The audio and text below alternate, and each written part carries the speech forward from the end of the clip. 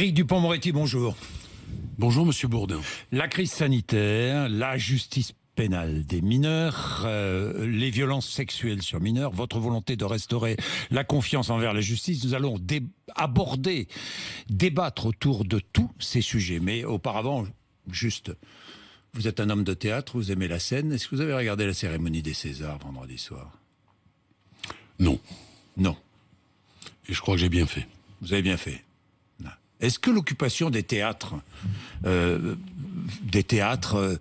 va faciliter l'ouverture des théâtres et des cinémas? Bon, vous savez qu'il n'y a pas, il n'y a pas de solution miracle. Ce que je veux dire, moi, Monsieur Bourdin, oui, c'est que tout le monde est très, très préoccupé par la situation. Je pense qu'on peut l'entendre, cela.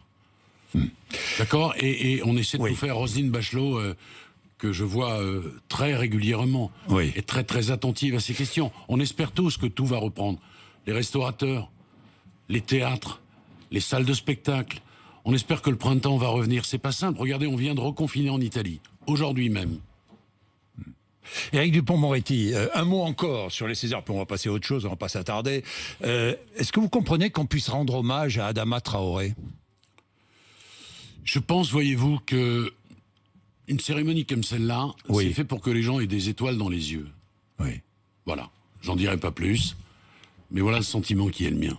Bien, le Covid-19, Elisabeth Borne, ministre du Travail, testée positive. Vous n'êtes pas qu'à contact, Éric Dupond-Moretti? Non, Monsieur Bourdin. Non. Bon, d'accord, ben, ça va alors. Combien de prisons touchées aujourd'hui par le Covid-19? Est-ce qu'il y a des clusters en prison? Non, c'est 0,03% de la population pénale.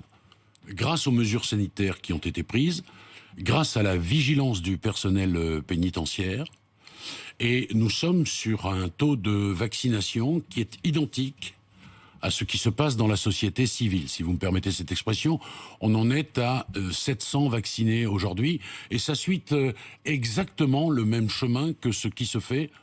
Donc, pour ceux qui ne sont pas en prison. Il n'y aura pas de vaccination obligatoire, j'ai lu cela, ici ou là, pas de vaccination obligatoire dans les prisons. Nous avons suivi exactement les mêmes règles que celles qui sont les règles qui nous concernent, si j'ose dire. Donc on a pris les mêmes tranches d'âge, la question de la comorbidité, tout cela a été pris en compte et la vaccination suit son cours.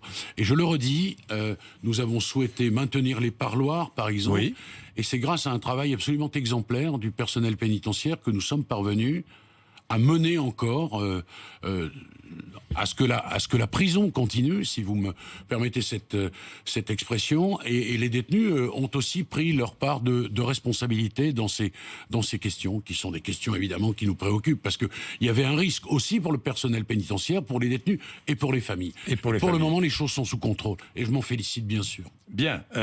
Marine Le Pen était jeudi soir face aux journalistes de BFM TV. Je ne sais pas si vous avez regardé l'émission. Elle a parlé de vous, Éric Dupond-Moretti. Qu'a-t-elle dit? Elle a dit, Éric Dupond-Moretti, c'est Madame Taubira sans la poésie. Vous êtes Madame Taubira sans la poésie, Éric Dupond-Moretti? Écoutez, j'en sais rien. Moi, je revendique une certaine virulence républicaine. Et quand je vois ce qu'elle propose, ce qui m'affole, c'est que des Français puissent la croire. Voilà ce qui me dérange. En matière économique, quand Madame Chevrillon l'interroge, que dit-elle, Monsieur Bourdin? Rien. Ah, l'économie, c'est une question de bon sens. Bah oui, la belle affaire. En matière d'immigration, c'est son cœur de cible. On annonce des chiffres, on est à 400 000 émigrés de plus ou de moins. Peu importe, les Français se moquent des chiffres. Et en matière de justice, alors là, il faut arrêter les délinquants. Voilà ce qu'elle nous propose. Alors, je ne vais pas faire de coup de pub à BFM, mais tous ceux que la question intrigue, je leur suggère de retourner voir cette émission. Ils verront que ce qu'elle propose, c'est rien. Non, mais je voudrais terminer. Allez-y. C'est rien du tout. Ouais. Mais rien. Et en réalité, Madame Le Pen ne veut pas du débat à l'Assemblée nationale, où je ne la vois jamais. Elle ne débat pas, Monsieur Bourdin. Et quand il est question de parler de fond, la réalité c'est celle-là, c'est le délit de fuite. C'est le délit de fuite. Alors, elle ne débat pas. Est-ce que vous accepteriez de débattre avec elle, comme l'a fait Gérald Darmanin? Mais moi, j'accepterais de débattre avec elle, mais sur des questions de justice, de sécurité. Mais vous avez, moi, vous savez, j'ai une vraie légitimité sur ces questions. je connais la justice. Donc, vous accepteriez de débattre avec elle? Oui, mais elle m'a envoyé sa doublure. Vous savez, elle ne veut pas débattre avec moi. Elle a dit... moi, je l'organise, si vous voulez. Elle a dit... Mais elle ne veut pas. Est-ce que vous l'avez entendu? Elle m'envoie sa doublure. Elle ne veut pas débattre de ces éléments qui sont des éléments essentiels. La justice, c'est son cœur de cible. Oui. Mais vous la qualifieriez de molle? Non, mais j'ai dit, pardonnez-moi, oui. à son propos, oui. qu'elle était menteuse et incompétente. C'est la raison pour laquelle je pense qu'elle ne veut pas débattre. Dans tous les cas, elle vous rend responsable de la situation actuelle. Je parle des rixes, par exemple, entre bandes, une forme d'impunité, dit-elle. Est-ce que nous vivons dans un monde où l'impunité règne? Éric Dupond-Moretti. Non mais, écoutez, c'est ridicule, ces rodomontades de Madame Le Pen. Elle a sans doute la baguette magique. C'est sûr que si demain elle arrive au pouvoir, il n'y a plus d'infraction dans ce pays. Hein. On vit au pays des bisounours. Ce phénomène des bandes, si on veut être sérieux, une seconde, Monsieur Bourdin, parce que c'est quelque chose de sérieux. D'abord, ça a toujours existé. Sauf qu'aujourd'hui, on se bat à coups de couteau. On y vient. Avant, c'était à coups de poing. On y vient. C'est aujourd'hui plus violent, c'est vrai, et ça concerne des plus jeunes, qui sont en train de créer, c'est ça qui est très inquiétant, une espèce de micro-société dans laquelle ils se retrouvent. Micro-société avec ses codes, avec une langue particulière. Donc il faut à la fois qu'il y ait, bien sûr, du répressif, mais aussi de l'éducatif. Parce que le répressif sans l'éducatif, c'est une machine à récidive. Et on a tout cela, évidemment, dès à présent. Est-ce que vous voulez que je vous dise ce que j'ai fait, moi, pour les mineurs? C'est autre chose que des effets d'annonce à la Madame Le Pen.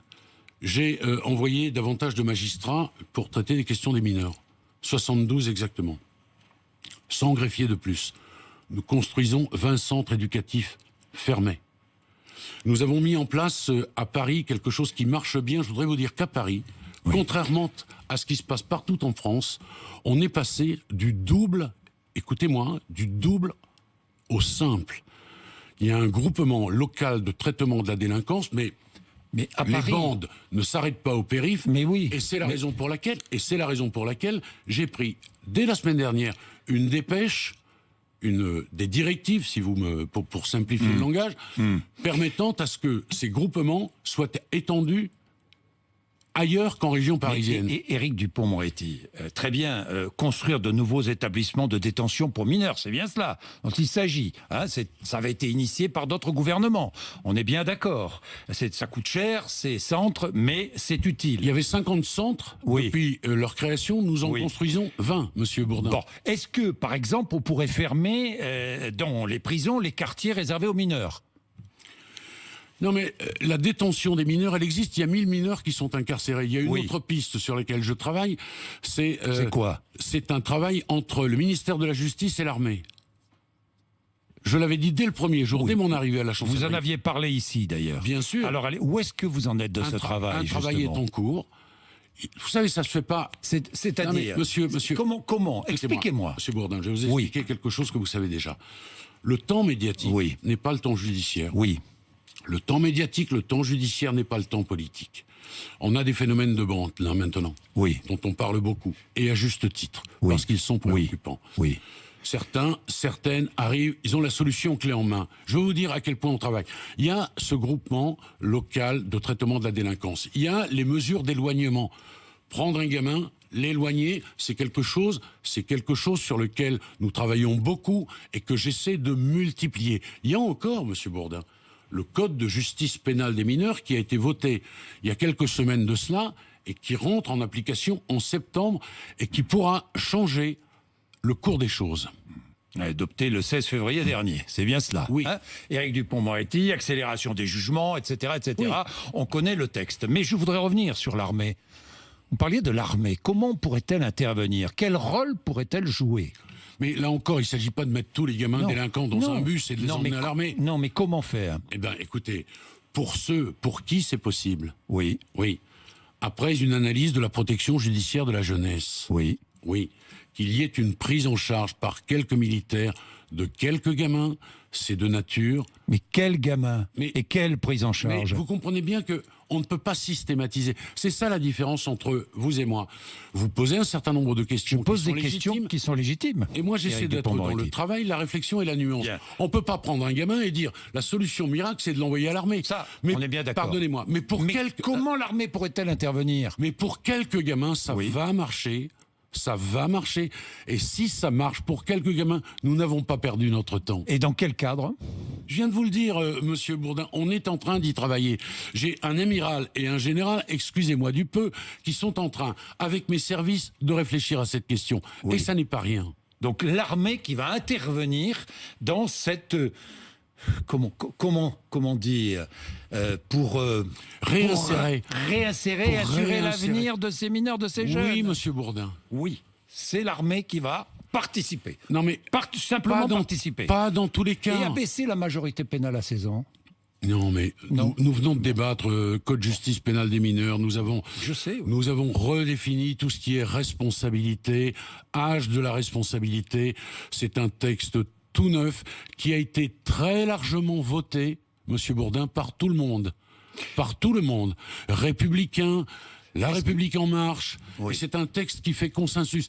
Et c'est un grand texte parce que nous avons modifié la grande ordonnance, l'ordonnance mythique de 45, qui était l'ordonnance du général de Gaulle, qui était devenue avec le temps illisible.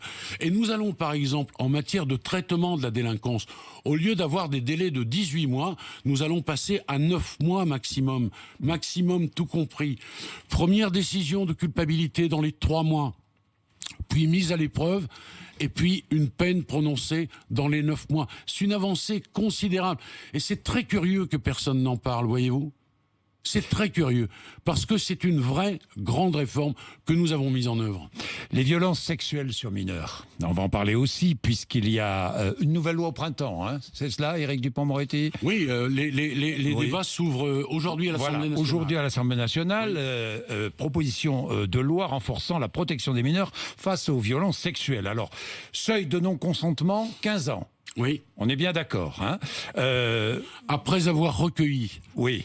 L'assentiment de toutes les associations dédiées à la protection des mineurs. C'est un travail que j'ai fait avec Adrien Taquet, à la demande du président de la République. Et puis j'avais, moi aussi, une grande expérience en ma qualité d'avocat. J'avais défendu des innocents injustement accusés, des coupables, et j'avais défendu des victimes. Et plus de discussion sur le consentement, parce que c'est important, point très important. C'est un point essentiel. Quand un adulte... Oui. dira mais le gamin ou la gamine était consentant, eh bien il ne sera pas entendu parce que nous mettons un seuil, et c'est une avancée considérable, en deçà de 15 ans, un agresseur sexuel, homme ou femme, ne peut pas soutenir qu'il y a consentement. Mais il y a une exception à cela, monsieur Bourdin, c'est pour les amours adolescentes. Moi, je ne veux pas être... Vous y tenez. Mais j'y tiens parce que je connais un peu la vie, parce que j'ai eu des enfants, parce que la vie, c'est que parfois une jeune femme, très jeune, de 14 ans et demi, a une relation sexuelle consentie avec un jeune homme, parce que parfois, je l'ai vu dans mon expérience professionnelle, ce sont les parents qui déposent une plainte, garant de la moralité de leur gamine, alors que cette plainte n'est pas fondée. Je ne veux pas être le censeur de nos adolescents. Et ceux qui nous regardent, il y a des gamins qui nous regardent. Le garde des Sceaux... Alors, quand il y a une faible différence d'âge, que se passe-t-il? Quand il y a une faible différence d'âge, alors, évidemment, on peut discuter de l'existence d'un consentement. C'est consentement possible. 5 ans, la différence d'âge? Oui, c'est ce que l'on envisage, mais les débats parlementaires s'ouvrent cet après-midi. Bien.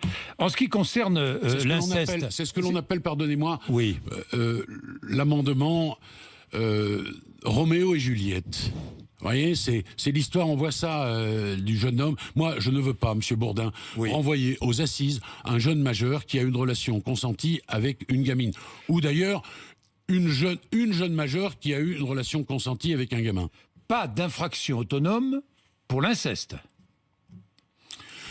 L'inceste, écoutez bien, nous avons fixé un seuil à 18 ans. Pourquoi? Oui, 18 ans. Dans la réalité, il n'y a pas un père incestueux qui échappe à la répression aujourd'hui. Mais, pour ne plus qu'il inflige à sa fille un discours du genre « elle était consentante », on met là un seuil à 18 ans.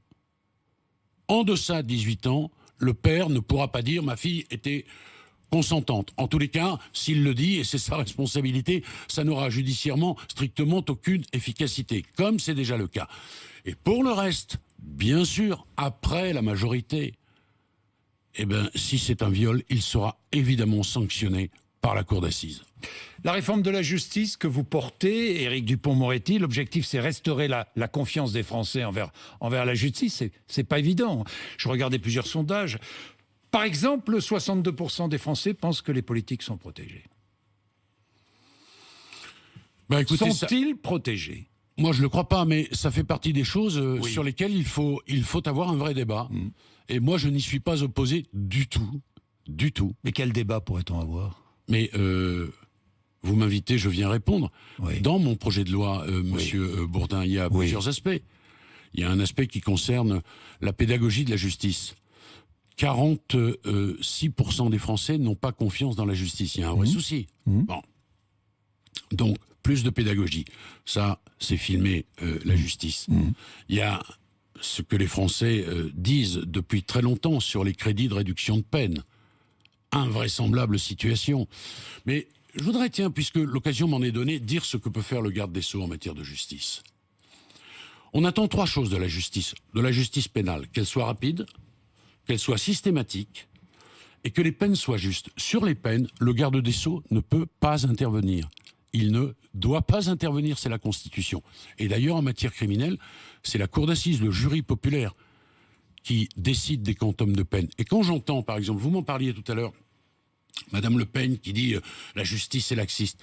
Mais qu'est-ce qu'elle veut faire, Madame Le Pen ? Elle veut donner des ordres aux magistrats. Les magistrats, ils sont indépendants. Et dans toutes les démocraties... Mais qui n'ont aucun compte à rendre, hein, les magistrats. Dans toutes. Ça, c'est autre chose. Oui, mais... Ça, c'est la question un de des problèmes, peut-être, aussi. Ça ne m'a pas échappé, c'est la question de la responsabilité. Mais dans toutes les démocraties, les magistrats, ils sont indépendants. Vous savez ce qu'il y a dans notre code pénal ? Ça va du rappel à la loi à la réclusion criminelle à perpétuité. Et le garde des Sceaux, sur le quantum, il ne peut pas intervenir. En revanche, là où il peut intervenir, c'est sur la rapidité de la réponse. Et j'y travaille, Monsieur Bourdin. J'ai embauché 1000 juristes assistants pour que ça aille plus vite. Et ça va plus vite. Mais où va la justice ? Une justice qui est devenue publique. Vous-même, vous êtes avocat.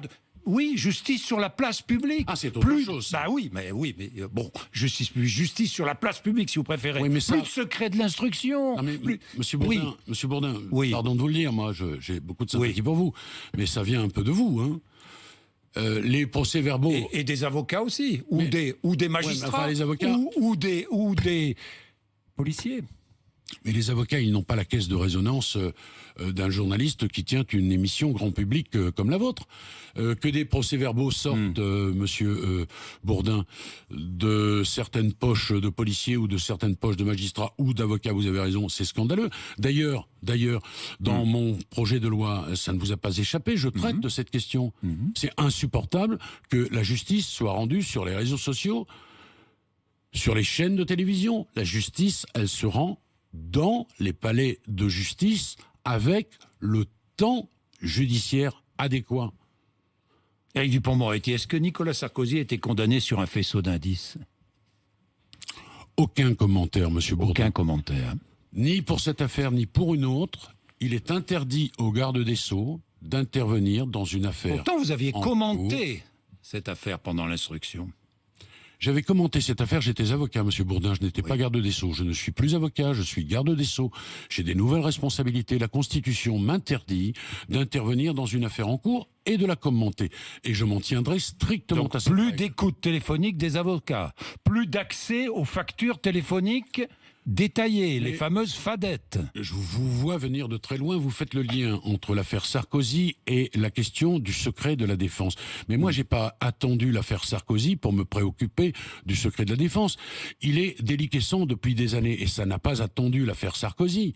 C'était bien antérieur. Ma réflexion, elle est antérieure. J'ai 36 ans d'exercice professionnel du métier d'avocat.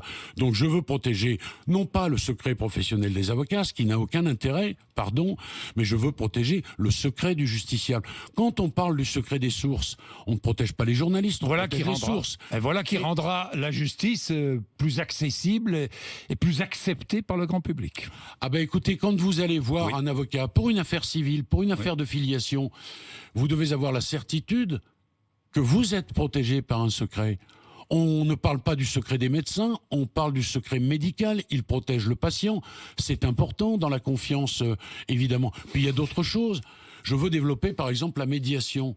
Est-ce que vous savez, après divorce, combien il y a de jugements rendus en France dans les affaires de garde, par exemple ? 186 000.